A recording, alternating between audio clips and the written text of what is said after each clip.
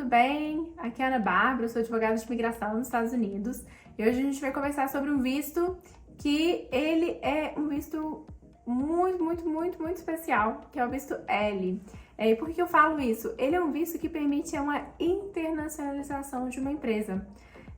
Para os empresários aí, para os empreendedores no Brasil que têm interesse em estar expandindo seus serviços, seus produtos nos Estados Unidos, o visto L ele pode ser uma excelente opção. O que ele significa, né? O visto L é para transferência de executivo, gerente ou mão de obra especializada entre empresas do mesmo grupo.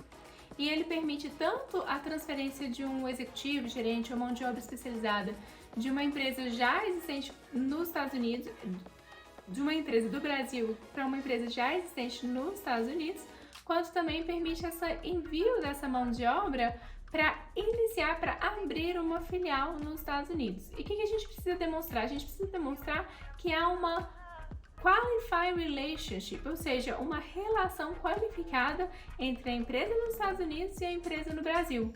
Isso pode ser demonstrado como? Várias formas. Por exemplo, parent company, ou seja, uma empresa que é mãe da empresa estrangeira, ou uma filial, ou uma subsidiária, ou mesmo empresas independentes, mas que a gente consegue demonstrar a relação por meio da identidade na estrutura societária. E vamos voltando aqui então sobre as pessoas que podem se beneficiar.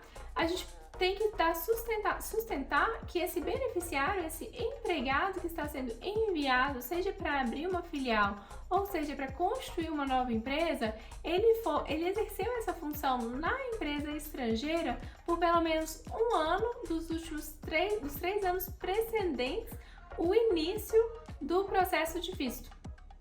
Então vamos lá. Falamos sobre o requisito do empregador, falamos agora sobre o requisito do empregado, questão de tempo na posição, vamos falar um pouco sobre a posição em si. Conforme eu abri nosso vídeo falando, esse visto ele permite tanto a transferência de executivo, gerente, quanto mão de obra especializada. Executivo e gerente é o L1A e a mão de obra especializada é o L1B. Para dar sustentação ali a um executivo, um gerente, é importante a gente mostrar o quê? Que a atividade dele ela é executiva, gerencial, em detrimento de operacional. E há algumas formas que pode ser utilizado para isso. Por exemplo, a questão do organograma da empresa, mostrando a estruturas, camadas de profissionais reportando para aquele empregado, é uma evidência, mostrando documentos societários apontando aquela pessoa para aquele determinado cargo, apesar que o cargo em si, o nome do cargo em si, ele não é absoluto para essa definição. Demonstra-se também por cartas da empresa, enfim, uma série de documentos para dar sustentação à posição daquele executivo gerente para fins de instruir uma petição de um L1A.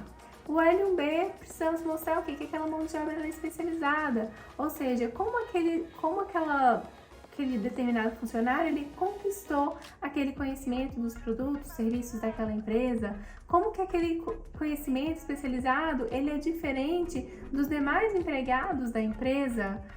E qual que é o objetivo aqui? Mostrar que aquele funcionário ele tem um conhecimento distinto, que ele não é facilmente encontrado nos Estados Unidos e que por isso justifica ele ser beneficiário de uma petição de L1B. Vamos falar sobre prazos. A petição de L1L ele leva em torno mais ou menos de uns 4 meses de preparo, 4 a 6 meses, claro que eu estou sendo conservadora. Quando os clientes eles nos mandam ali os documentos mais rapidamente, a gente consegue também acelerar do nosso lado. E depois disso, a gente tem o prazo para imigração para decidir sobre essa petição. Esse prazo tem a possibilidade de processamento prêmio, que permite uma resposta em 15 dias. Depois disso, se a pessoa já está nos Estados Unidos, aí ela faz uma mudança de status, ou seja, depois desses 15 dias, a pessoa já fica no status L. Se a pessoa está fora dos Estados Unidos, depois dessa aprovação, tem uma entrevista no consulado e aí depois a pessoa recebe o visto L no passaporte. Mais algumas considerações sobre o prazo que uma pessoa pode estar nos Estados Unidos no visto L.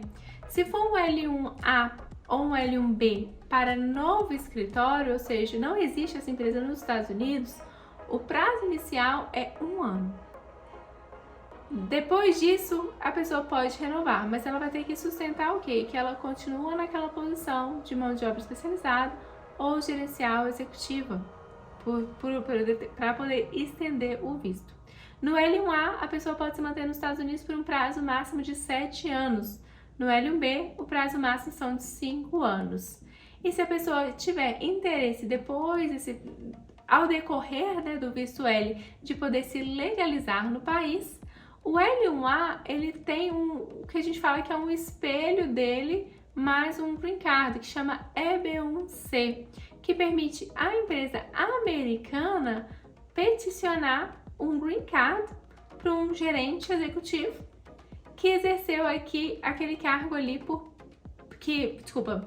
a empresa que já existe nos Estados Unidos há pelo menos 1 ano para pedir para o gerente executivo. Então, esse L1A, ele pode posteriormente, definido ali os critérios, confirmado ali que a pessoa tem os critérios, se beneficiar de um EB1C e aí se tornar um residente permanente nos Estados Unidos.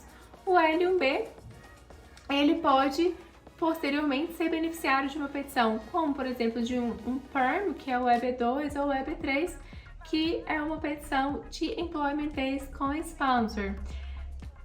Bom, familiares dos L's, desde novembro do ano passado, os familiares do L, eles têm ano passado não, desculpa, o tempo tá passando tão rápido.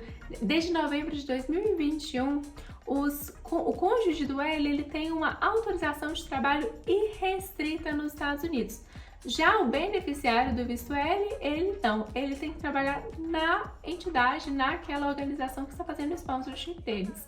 Os filhos dos beneficiários da petição, que pode ser estendido aos filhos até 21 anos que não sejam casados, eles podem estudar nos Estados Unidos livremente.